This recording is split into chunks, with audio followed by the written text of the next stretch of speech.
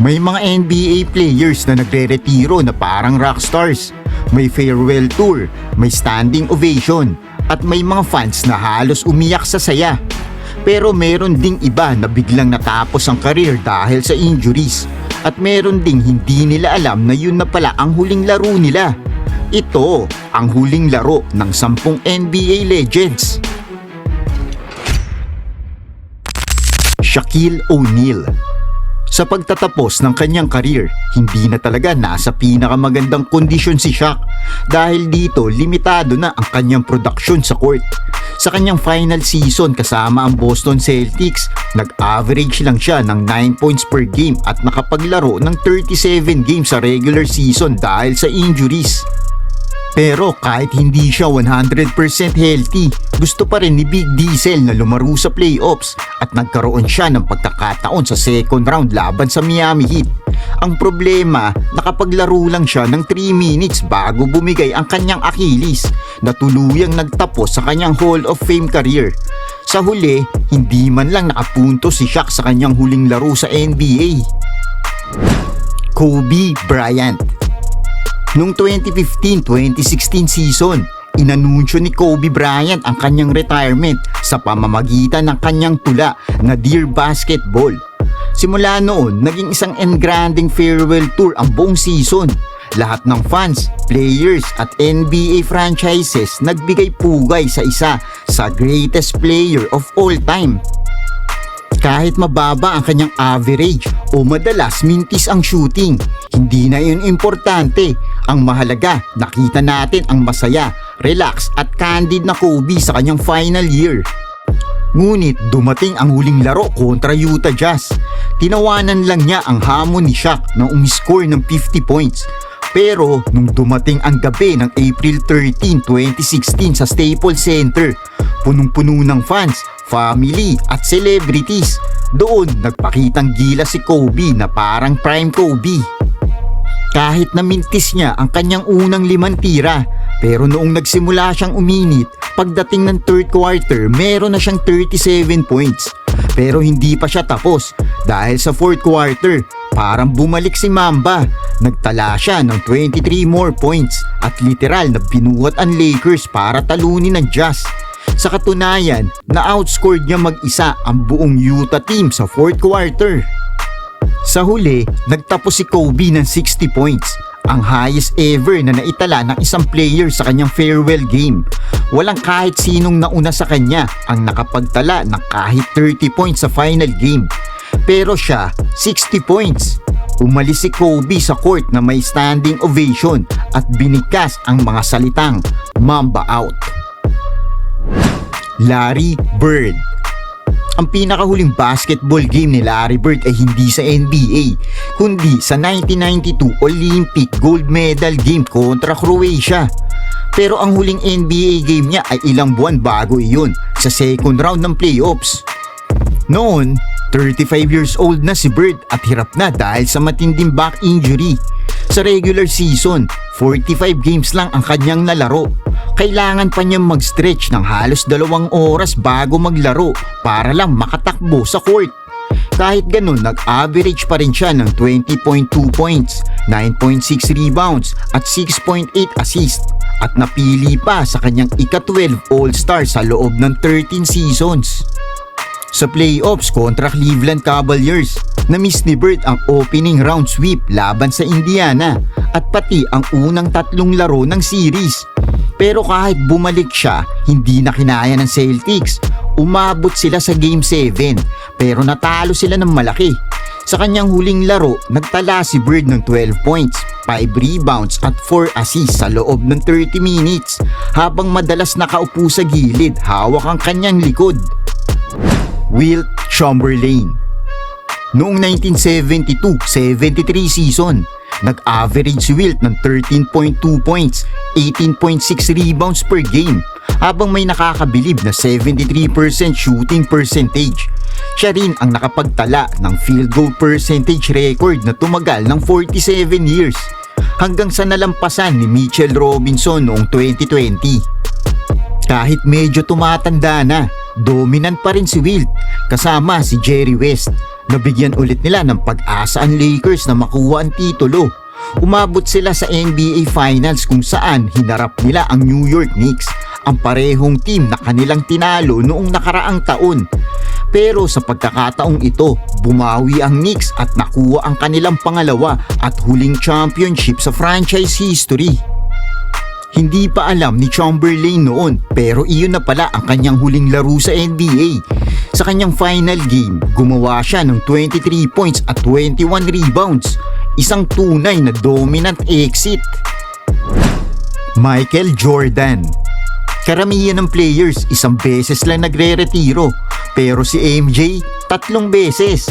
Una noong 1993 matapos ang kanyang three-peat kasama ang Bulls. Pangalawa noong 1998 matapos ang Last Dance pero hindi pala yun ang huling laro niya. Dahil noong 2001 bumalik ulit siya pero hindi na siya si Air Jordan na dating nakakalipad. Pero kahit papaano sapat pa rin ang laro niya para makapag-average ng 20 points per game sa kanyang 2 season kasama ang Washington Wizards.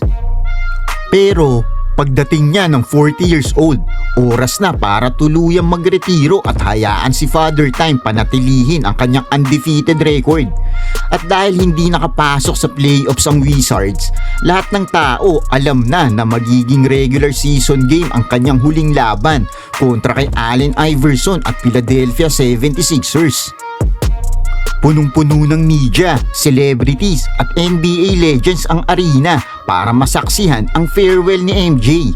Pero hindi tulad ni Kobe, ang glory ni Jordan ay naramdaman lang bago magsimula ang laro. Sa mismong game, nahirapan siya. 15 points lang sa 6 of 15 shooting habang natalo ang Wizards sa score na 107-87. Magic Johnson. Noong 1991, nagulat ang buong mundo na magretiro si Magic Johnson matapos siyang madiagnose na may HIV. Bata pa siya noon, 31 years old lang at nasa prime ng kanyang career. Pero hindi niya matanggihan ang basketball.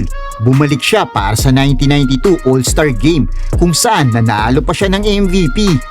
Nakasama rin siya sa Dream Team sa Barcelona Olympics. Pero noong 1996, bumalik ulit siya sa Lakers bilang player. Medyo mabigat na at mabagal, pero ipinakita pa rin niya na may magic pa rin. Nag-average ng 14.6 points, 6.9 assists at 5.7 rebounds sa loob ng 32 games. Pero sa playoffs, talo agad ang Lakers sa first round. Sa kanyang huling laro, nagtapos si Magic ng 8 points, 5 rebounds at 5 assists sa loob ng 30 minutes. Sa kanyang retirement speech, sinabi niya, "Ako ang pumili kung paano matatapos ang karir ko. Isang bagay na hindi ko nagawa noong 1992. Tim Duncan. Noong 2016 playoffs, alam ng lahat na baka iyon na ang huling pagkakataon ni Tim Duncan. 40 years old na siya at galing sa pinakamahinang statistical season ng kanyang career. Sa series kontra Oklahoma City Thunder, halatang hirap na si Duncan. Wala na ang dating mobility at athleticism. Pero sa kanyang huling laro, nagpakita pa rin siya ng classic teamy performance. 19 points, 5 rebounds at 1 block. Tahimik siyang lumabas ng court, walang engranding farewell. Pero tinaas niya ang kamay niya bilang hudyat na iyon na ang kanyang huling NBA game. Typical Tim Duncan, simple, walang arte, pero legend forever. Hakeem Olajuwon. Matapos ang 17 years kasama ang Houston Rockets kung saan nakakuha siya ng 2 NBA titles at 12 All-Star selection, lumipat si Hakeem sa Toronto Raptors. Medyo weird makita siya sa ibang jersey, pero mas weird na mag-average lang siya ng 7 points per game. Sa playoffs kontra Pistons, natalo ang Raptors. Sa kanyang huling laro, 15 minutes lang ang nilaro ni Hakeem at nagtapos siya ng 8 points at 4 rebounds. Isang tahimik na pagtatapos para sa isang dominant big man. Kareem Abdul-Jabbar. Isa sa pinakamatagal at pinakamatagumpay na career sa NBA ay kay Kareem Abdul-Jabbar. Noong 1989 season, inanunsyo niya na iyon na ang kanyang final year. Kaya ang buong season naging isang malaking farewell tour. Bawat arena at bawat kalaban nagbibigay pugay sa kanya. Sa kanilang huling regular season game sa LA, binigyan siya ng Lakers ng isang malaking rocking chair at nagbigay ng tribute speeches sila Pat Riley, Magic Johnson at iba pa. Maging ang anak ni Kareem ay kumanta ng national anthem. Pero dahil playoff contender pa ang Lakers, hindi regular season ang huling laro niya. Sa 1989 NBA Finals kontra Detroit Pistons, doon natapos ang kanyang career. Nilimitahan si Kareem sa 12.5 points at 5 rebounds average sa 4 na laro habang na-sweep sila. Sa kanyang final game, nagtapos siya ng 7 points at 3 rebounds at tuluyan ang nagretiro bilang all-time scoring leader. Bill Russell. Noong 1968-69 season, hindi inaasahan ng marami na magiging contender ang Boston Celtics dahil tumatanda na ang team. Pero pinangunahan pa rin nila ang Philadelphia at New York papuntang finals. Sa finals, nakaharap nila ang Lakers ni Jerry West, Elgin Baylor at Will Chamberlain. Lahat nag-aakalang panalo na ang Lakers. Umabot pa sa point na naghanda na sila ng libu-libong lobo sa arena para sa kanilang unang championship sa California. Pero hindi nangyari yon. Sa ilalim ng pamumuno ni player coach Bill Russell, natalo ng Celtics ang Lakers sa Game 7. 108-106 ang score at nakuha ang kanilang 11th championship sa loob ng 13 years. Sa kanyang huling laro, 6 points lang ang naitala ni Russell pero may 21 rebounds at 6 assists. Isang perpektong paalam mula sa isang tao na marahil ay greatest winner ng NBA history. Kaibigan, iyan ang last game ng mga NBA legends. Ano ang masasabi nyo dito? Kung nagustuhan mo ang ating video, sigurado na magugustuhan mo rin ang mga ito. Click mo na. Salamat!